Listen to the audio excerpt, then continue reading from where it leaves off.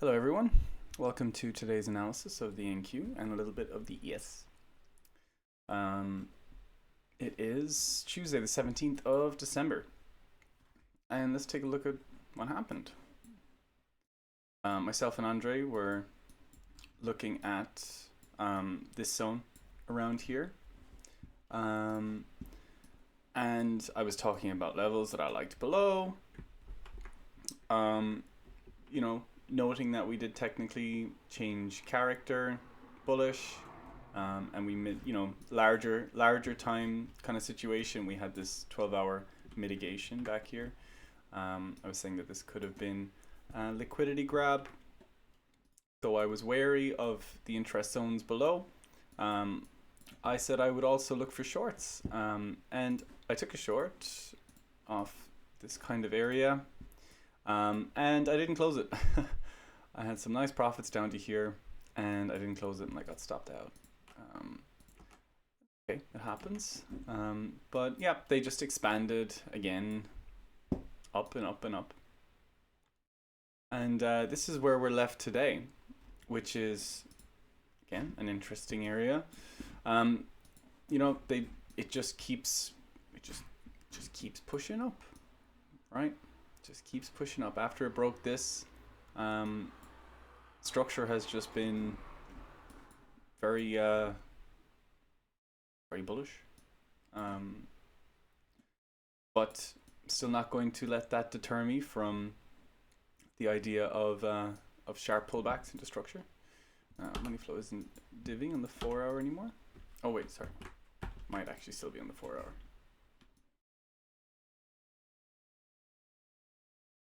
It is indeed. So what do we have today? Today's going to be quick. Today is going to be quick. I was trading Asia. I was actually in a short from here and I closed it about here, but just because I was working. But as you can see, I could have held it for very long. This was a target, but when I'm working, I close my shorts or just my trades quickly and before they're ready, because of the fact that I'm in work and I just don't feel comfortable having them open. But it was a good day. Still, I had some really nice scalps actually. Leading up into this, what did I do? I scalped down from here into a liquidity grab, then scalped long up to here, and then I entered this and I realized I understood that the money flow situation and the liquidity we had built, it was likely for this to continue down. So I held this a bit longer, down to here till we took this, and then I exited, even though I knew there was a chance that we could come down here, which is where we are now in this order block. Tokyo's high is exposed inside a 24-minute order block. We have a naked point of control up there, with some nice little pull in here that we could come into. It would be very much a US move at this stage, I would say. But yeah, we've built some liquidity. We've left it there. But this kind of move is, this is a large kind of change character here. So let's respect that while it's here. We had UK pre-market high, which is nested. It does look like this could be targeted as well. Money flow is kind of diverging here, but as I see it, we are able to really come down to this point here, this zone, and everything be okay for the greater pulls that are going on. We're in a 4-hour blue vector at the moment, so it's a bit of a precarious little situation that we got here. We would like to see, ideally, support come in around the 50% of this 4-hour blue, but they can still swipe down deeper into it and then get bought up, right? So yeah, just be careful. We have all of our VWAPs below us. We have the middle band, which is down there at 22,300 on the dot. But we have just a lot of liquidity we can come into down there. We have the lower band is way down here, below these wicks, 22,200. So we do have a couple of areas we can come into. I was looking at this 10-minute vector, but again, it just kind of created like internal.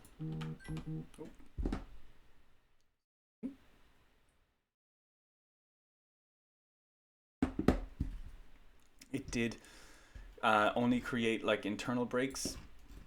Our last greater break of structure is this guy, and this is man, we just left behind so much. Like, we just keep leaving behind things, you know, like yeah, it was kind of hard. I mean, it was kind of hard for me to enter. I mean, I was in longs here, but I just didn't think they would last, like with this underneath us. But they just pushed straight up, like basically off the 50%. Like, you know, like, yeah, they just bounced off the 50% of this and just expanded up, which was kind of crazy. But I suppose there was a nice anchored view up there that they were happy with buying on. So like, I mean, breaking through these levels and through that 10-minute block, that, where did that go? This one, I would be, you know, I would be cautious because this area down here would be in question. It would be in question.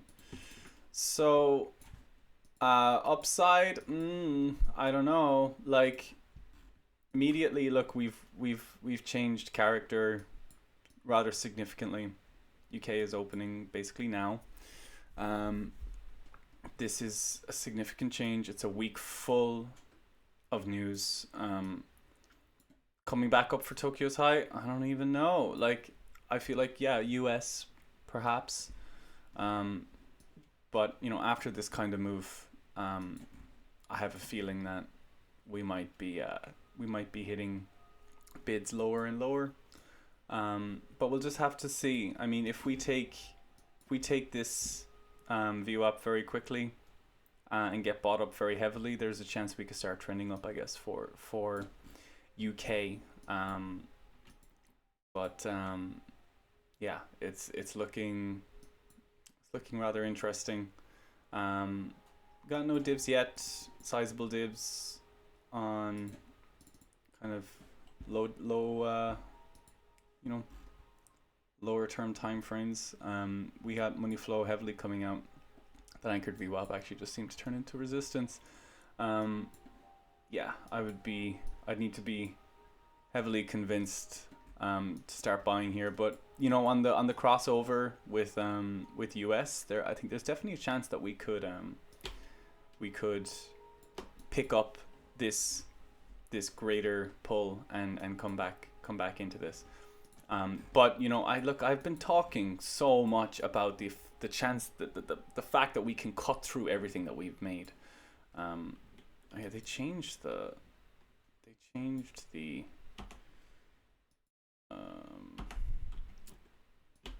contract, and all of my levels have kind of gotten a bit messed up, but it's fine.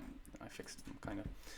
I've just been talking about the fact that we can just cut through everything we've made, and it doesn't make much of a difference. You know, like, we can come down to here, guys.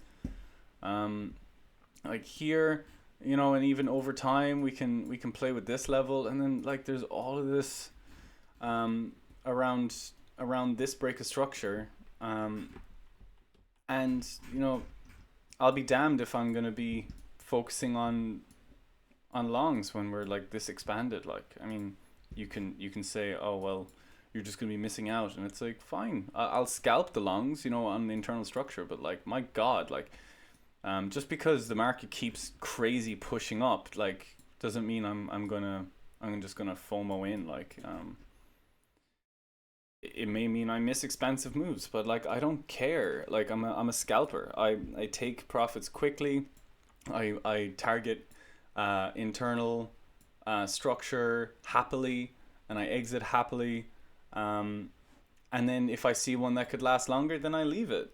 And like, I need liquidity taken for me to be happy in a trade, and they just haven't been doing that, and that just means I won't take the trade, you know. But yeah, I'm just really, I'm just aware of what they can do with what they've built, so I would be cautious. I would be cautious about taking longs. To be fair though, this is a target. This zone here, definitely a target. Whether UK brings it up or US brings it up, obviously I don't know. But this zone is a target. Whether they want to absorb and then kind of bring it up into here, and then they can bring it down after that, right? Create the kind of larger time frame M kind of situation. They could do that. But also, when they're gonna bounce it, I don't know. They could do this, right? Come into this block and then bring it up. Or they could bounce it from here. Like, we do have a little mitigated FVG down here, which could serve as some kind of reference point. But this structure, I don't like the way it washed liquidity. It did come into this block, which was a mitigation of a green vector, and then pushed up here. But I feel like this is, again, it's just stacked liquidity above a point of interest. So I find it hard to take a long and put my stop in there, right? And yeah, so my zone is lower. My zone is like taking 22,280. I would like the idea of taking a long. But by that stage, because we have NY's order block down here, or their initial balance, I mean, New York sometimes likes to just revisit the place that they bought before forcing it back up again. So I'll need to see some heavy absorption into this, or I think about longing even just back into structure. Is there an entry for a short that I could see? I mean, UK pre-market, it took liquidity here. Yeah, is that still pre? Yeah. Took liquidity here and moved down. So I guess that, maybe mitigation of an FVG here, maybe an internal one could work. Let's see, do we have anything? Let's take a volume profile from the little wash here. Okay, let's bring it to there. Okay, we have a point of control sitting right above this. I mean, honestly, my eyes are brought to this zone, but we do have the value area low of the area we just broke out of here, and if we take it from here to here, it's around the same zone. But I mean, the point of interests for like heavy sells are all high. But yeah, I mean, you could take a few shorts internally if we came up, I guess. But depends on how much of this zone down here we mitigate, and how much support comes in and how much demand comes in. Because at that stage, you would be wanting to focus like small shorts. If we took heavy liquidity and started coming back up into this zone, like if you were going to short it, I would take profits pretty quickly, just because we would have kind of shifted into searching for liquidity higher, right? So I guess, you want to be careful with that. If we do start doing that and maybe have a little micro bullish change of character, and we take some nice liquidity, yeah, we could take some, I would take some longs into structure, depending on what I see. But I'm just going to let the market find its footing at the moment. We've kind of we've opened up in the middle of nowhere. It's the last kind of zone that last liquidity grab. Jesus, I don't know, man. This is like so precarious. Yeah, I'd be careful. I could be careful about longing here. I'd like to see it base out. So yeah, we've areas below us. We do have one area above us. But after what's just happened, I don't think I'd be targeting it immediately. But yeah, we do have still focus point up there, for whether US comes in or not. Now, looking at the ES in comparison, I mean the NQ has just been making higher highs, while the ES has really been struggling to do any of that. You could perceive that as like a warning sign in the form of kind of higher time frame SMT. It's been diverging since the 5th of December. Yeah. So if this could be the culmination of that, like we could have a huge knife, like we could, especially after leaving this. Like this is horrendous. This down here, this is disgusting. It's fishy, guys. It's fishy, and it's been fishy for a while. So the last thing I'm gonna do is when we're up here to be like, oh yeah, let's long to take the high again. After them showing what they did, man. I feel like big pushes down have just been around the corner, and I might feel like that for a long time, but I'm not going to get caught up in this this kind of PA. I'm just not. So try and stay technical. Try and stay with your levels, even if it means you miss a few trades or the market zooms off without you. I would suggest just trying to stay as technical as you can, and take the trades that locally make a lot of sense. But yeah, that's it for me today. I think this whole SMT situation is a bit spooky as well. So I guess keep that in mind. Yeah, it's like zooming out, like we could have a huge range here, coming into like Christmas and into January. Could be a massive range. And with how they've opened up everything, it could be a very large range. Or they could keep it tight, but until I start seeing signs of nice demand coming in that feels like they could be ranging, I might hold off on a lot of trades. Yeah, we have zones that we can target if we get momentum going that way, and that's all I'll be doing. So yeah, happy trading. Stay safe with your trades.